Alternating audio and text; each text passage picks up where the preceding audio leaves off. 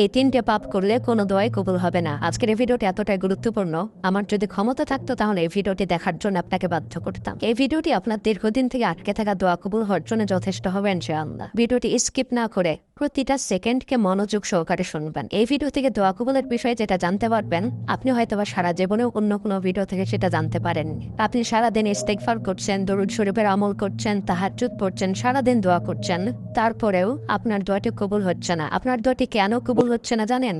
তার কারণ হচ্ছে আপনি হয়তোবা এই 3টে পাপের কোনো একটা পাপ করছেন, যার কারণে আপনার দোয়াটি কবুল হচ্ছে না। কিন্তু দুঃখের বিষয় হলো আপনি হয়তোবা বুঝতেই পারছেন না এই 3টে পাপের কোনো একটা পাপ আপনার দ্বারা হয়ে যাচ্ছে প্রতিনিয়ত। আপনি যদি সত্যি বুঝতে পারতেন এই 3টে পাপের কোনো একটা পাপ আপনার দ্বারা প্রতিনিয়ত হচ্ছে, তাহলে হয়তোবা আপনি অনেক আগেই সে পাপগুলো ছেড়ে দিতেন। কিন্তু আপনার না জানার কারণে আপনি সে পাপটাও ছাড়তে পারছেন না এবং আপনার দোয়াও কবুল হচ্ছে না। আপনি শত আমল করেও দোয়াটি কবুল করাতে পারছেন না। যাদের দোয়া কবুল হয় না তারাই একমাত্র বুঝতে পারেন দোয়া কবুল না হওয়ার যন্ত্রণা কত বেশি। একজন মানুষ যখন কঠিন বিপদে পড়েন, তার দোয়াটা কবুল হওয়া লাগবে এমন পরিস্থিতি চলে আসে, তখনই কিন্তু সেই ব্যক্তি আল্লাহর দরবারে হাত তোলেন। কিন্তু হাত তুলেই যাচ্ছেন, দোয়া করেই যাচ্ছেন, আমল করেই যাচ্ছেন, তারপরে দোয়া কবুল হচ্ছে না। সেই সময় অনেক বেশি কষ্ট হয়। এই কষ্টটা পৃথিবীর কাউকে বোঝানো যায় না, কাউকে বলা যায় না, বা কারোর সঙ্গে শেয়ার করা যায় না। আবার আমাদের জীবনে এমন কিছু চাওয়া থাকে, যে চাওয়াগুলা, যে দোয়াগুলা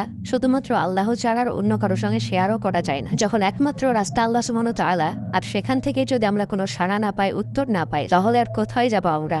আমাদের কাছে আর বিকল্প কিছুই বাকি থাকে না। রাত্রে উঠে তাহাজ্জুদ সালাতের সিজদায় আল্লাহর দরবারে দোয়া করছেন, চোখের পানি ফেলে আল্লাহর দরবারে চাইছেন, তারপরেও দোয়াটি কবুল হচ্ছে না। সারাদিন উঠতে বসতে চলতে ফিরতে সবসময় মুখে ইস্তেগফার পড়ছেন, ইস্তেগফারের আমল করছেন, তারপরেও সেই কাঙ্ক্ষিত দোয়াটি কবুল হচ্ছে না। পাপ এমন একটি জিনিস, পাপের দ্বারা তো আখিরাত বরবাদ হয়েই যায়, সঙ্গে দুনিয়াটাও এলোমেলো হয়ে যায়। কম বেশি সব পাপেরই আসার দুনিয়াতে পড়ে এবং আখিরাতে জাহান্নাম তো থাকেই। এর মধ্যে কিছু মারাত্মক পাপ আছে, যেই পাপগুলার শাস্তি আপনি দুনিয়াতে 100% পাবেন, পাবেন।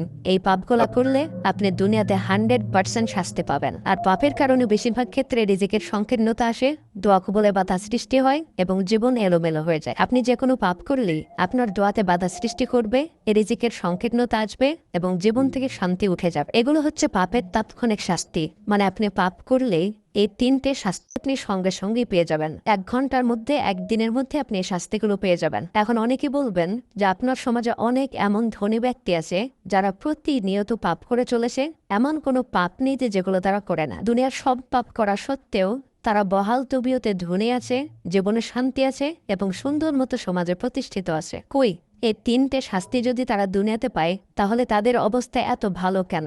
এই প্রশ্নটা তো অনেকেই করেন বা অনেকের মনের মধ্যে আসে। আমি আপনাকে বলবো, সেই ব্যক্তিও শাস্তি পাচ্ছে, আপনি হয়তো সেটা দেখতে পাচ্ছেন না। আমি আপনাকে সেগুলো ধরিয়ে দিচ্ছি, আপনি মিলিয়ে দেখে নিন সেই ব্যক্তি এই শাস্তিগুলো পাচ্ছে কি পাচ্ছে না। 1 নম্বর হচ্ছে দোয়ায় বাধা সৃষ্টি হওয়া। আপনি কি জানেন সেই ব্যক্তি কি দোয়া করছেন বা তার দোয়া কবুল হচ্ছে কি হচ্ছে না? আমরা কেউ কারো দোয়ার বিষয়ে জানি না, তাই সেই ব্যক্তির দোয়া কবুল হচ্ছে কি হচ্ছে না সেটা আপনি আদৌ জানেন না। তেমনও তো হতে পারে সেই ব্যক্তির এমন একটা জিনিস প্রয়োজন, দীর্ঘদিন থেকে দোয়া করছে কিন্তু তার দোয়া কবুল হচ্ছে না, আপনি সেটা জানেনই না। 2 নম্বর বিষয় হচ্ছে রিজিকের সংকীর্ণতা। এখানে আমাদেরকে একটা বিষয় স্পষ্টভাবে বুঝতে হবে, রিজিক মানে শুধুমাত্র বাহ্যিক সম্পদ নয়। রিজিক মানে হচ্ছে বাধ্য সন্তান, বাধ্য স্ত্রী।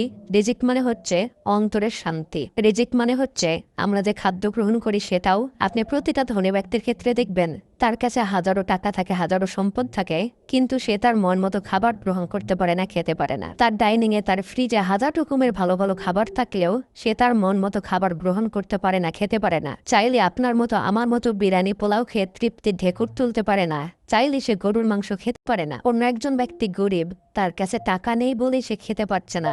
তাহলে ধনী ব্যক্তি এবং গরিব ব্যক্তির মধ্যে পার্থক্য কি? একজনের কাছে থাকা সত্ত্বেও খেতে পারছে না, আর একজনের কাছে নেই তাই খেতে পারছে না, কিন্তু দুজনই খেতে পারছে না। গরিব ব্যক্তি এই তীব্র গরমে রাত্রে ঘুমাতে পারছে না, বারবার ঘুম ভেঙে যাচ্ছে। অন্যদিকে ধনী ব্যক্তির সুন্দর বিছানা, রুমের মধ্যে এসি থাকা সত্ত্বেও রাত্রে ঘুম আসছে না। তাহলে এই ধনী ব্যক্তি এবং গরিব ব্যক্তির মধ্যে কোনো পার্থক্য থাকলো?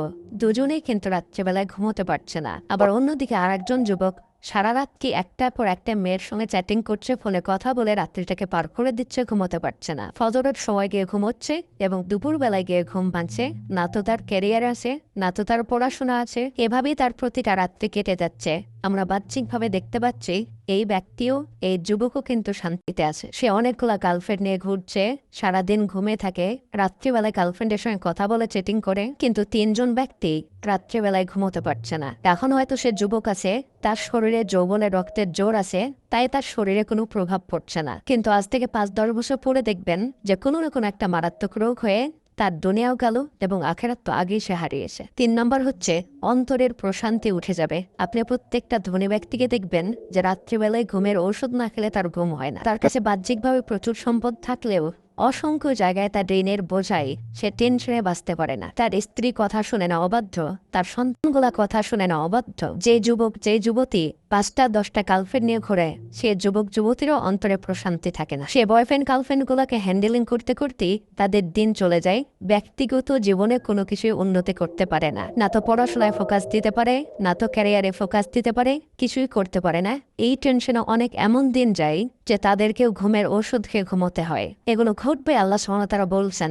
এরপরেও 2-1জন ব্যক্তি এমন থাকতে পারে যে যাদের ক্ষেত্রে হয়তোবা এই শাস্তিগুলো আসে না। এখন আপনি 2-1জন ব্যক্তিকে দেখে এটা তো বলতে পারেন না যে কই তারা তো শাস্তি পাচ্ছে না। দেখুন 10তলা বিল্ডিং এর উপর থেকে যদি কেউ ঝাঁপ দেয় তাহলে সে মরবে, এটা গ্যারান্টি। এখন একজন ব্যক্তি 10তলা বিল্ডিং এর উপর থেকে ঝাঁপ দেওয়ার পরেও সে বেঁচে গেল, তার শরীর অক্ষত থাকলো। এটা দিয়ে তো আপনি আর বলতে পারেন না যে 10তলা বিল্ডিং এর উপর থেকে ঝাঁপ দিলে কিছুই হবে না। পাপ করলে দুনিয়াতে তাৎক্ষণিকভাবে তার উপরে প্রভাব পড়বে, শাস্তি নেমে আসবেই।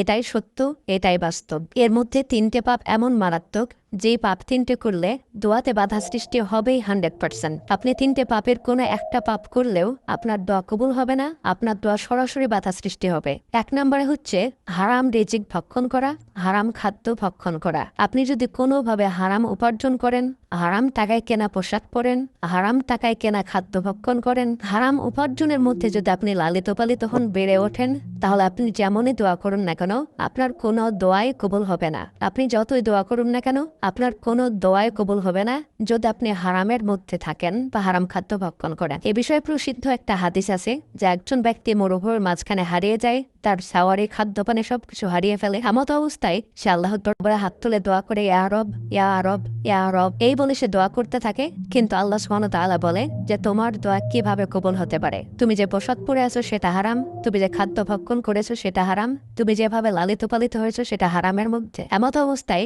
তোমার দোয়া কিভাবে কবুল হতে পারে? হারাম ভক্ষণ করা, হারামের মধ্যে লালিত পালিত হওয়া, হারাম টাকায় কেনা পোশাক পরা, হারাম টাকায় পড়াশোনা করা। এক কথায় আপনি যদি হারাম কামাইয়ের মধ্যে বেড়ে ওঠেন তাহলে আপনার দোয়া কোনোভাবেই কবুল হবে না, কোনো দোয়াই আপনার কবুল হবে না। হাদিসের মধ্যে এসেছে 3 শ্রেণীর ব্যক্তির দোয়া আল্লাহ তাআলা ফেরত দেন না, তার মধ্যে একটা কিন্তু মুসাফির। এই ব্যক্তি মুসাফির হওয়ার সত্ত্বেও আল্লাহ তাআলা কিন্তু তার দোয়া কবুল করছেন না, শুধুমাত্র হারাম রিজিকের কারণে। একজন সাহাবা রাসূলুল্লাহ সাল্লাল্লাহু আলাইহি ওয়াসাল্লামকে বললেন, আমি মুস্তাজাবুদ দাওয়া হতে চাই। রাসূলুল্লাহ সাল্লাল্লাহু আলাইহি ওয়াসাল্লাম বললেন, তুমি হালাল রিজিক ভক্ষণ করো। এখান থেকে স্পষ্ট, আপনি যদি হারাম রিজিক ভক্ষণ করেন তাহলে আপনি মুস্তাজাবুদ দাওয়া হতে পারবেন না। মুস্তাজাবুদ দাওয়া হলো সেই ব্যক্তি হাত তোলার সঙ্গে সঙ্গে যার দোয়া কবুল হয়ে যায়, তাকে মুস্তাজাবুদ দাওয়া বলা হয়। 2 নম্বরে যে পাপটির কথা বলবো সেই পাপটি হচ্ছে ভয়ঙ্কর পাপ, যেই পাপটি সরাসরি দোয়াতে বাধা সৃষ্টি করে। এই পাপটাকে আমরা পাপই মনে করি না, কিন্তু 4টি বড় পাপের মধ্যে এটি একটি অন্যতম বড় পাপ।